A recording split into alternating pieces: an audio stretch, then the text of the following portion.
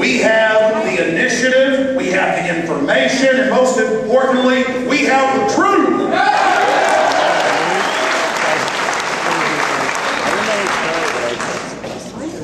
It's painful, it's scary to know that psychopathic criminals are in control of our government and are using it to turn the United States into a high-tech police state, to capture this country and to focus it as an engine of war, to dominate the planet and carry out their aims. But it's even more frightening to not face up the facts and to not meet these criminals head on, and that's what we're doing.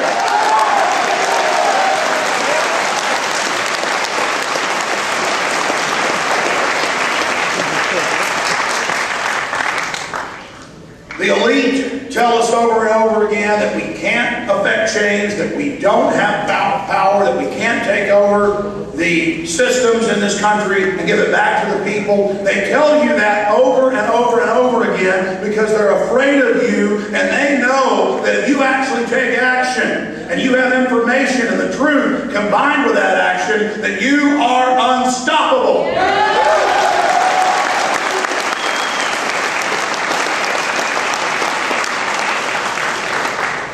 9/11 truth is the key. It transcends race, religion, what area of the country you're from, black, white, old, young, Republican, Democrat. It doesn't matter. Across the board, the majority of Americans now know there's a cover-up, and a majority of that majority has stated on the record that they know 9/11 was and is an inside job.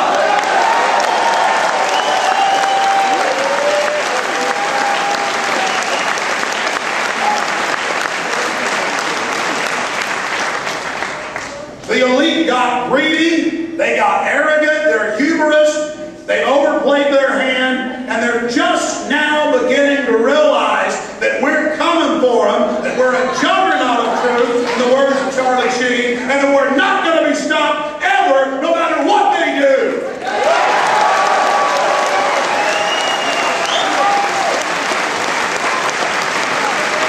I want you all to know that each and every one of you, no matter how young or how old, is a leader, and you have the skills we need to go out there and wake up the rest of the American people that are still in the dark and aren't aware of what's happening. So unleash yourselves!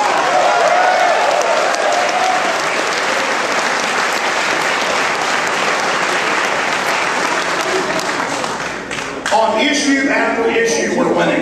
It took 35 to 40 years to have 90% of the American people accepting and knowing the fact that President Kennedy was murdered by the military-industrial complex. It has only taken us 4 years for the majority of the American people to know the truth about the self-inflicted false flag terror attack of 9/11.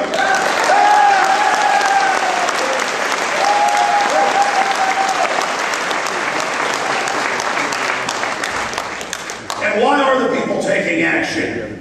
Why are they refusing to buy the fraud? Why are people coming out of their shells and getting past their fears and getting out on the battlefield every day to wake up more and more people? Because we all know intellectually and we all know instinctively that none of us are safe, that we can't go on with our lives, that we're not safe to raise our family until the murdering criminals are put in prison.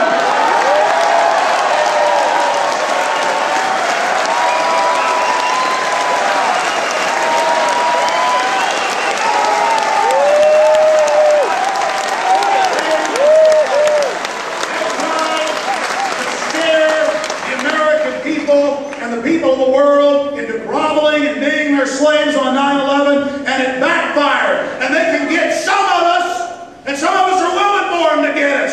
That's what the Tree of Liberty's watered with, the blood of patriots and tyrants. But they can't get all of us. They can't even get 1% of us. We already won.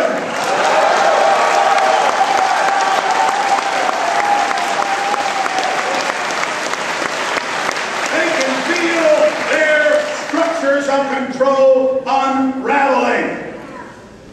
They've been caught in so many other lies: the weapons of mass destruction, the White House memo, the no-bid contracts, the fake news, the billions of dollars of fake news this criminal government has purchased. The cat is out of the bag. The jig is up. The balloon has just gone up. It's over for the New World Order.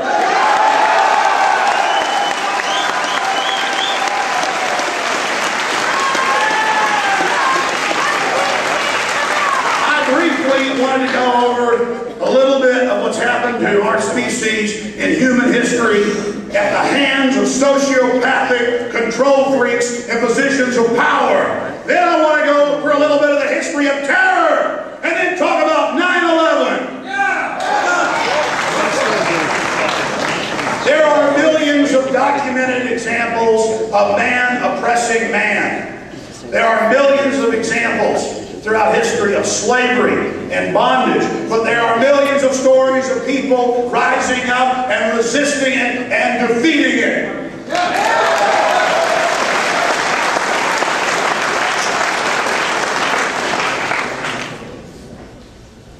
Slavery, bondage, a tiny elite dominating the population has been the norm.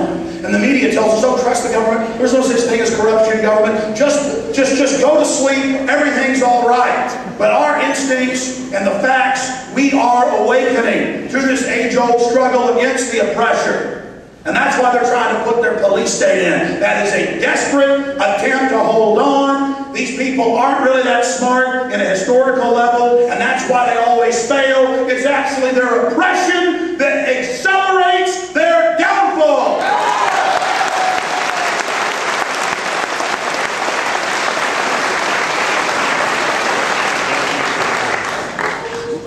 Human history, I'm sure you all know the examples of it. What the Romans would do to the conquered peoples.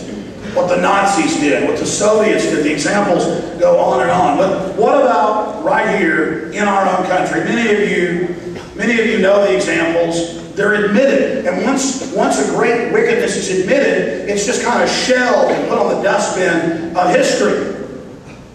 But one of the most egregious and glaring examples, just in modern history, in this country, was from the 30s up into, the late 70s, the Tuskegee experiment.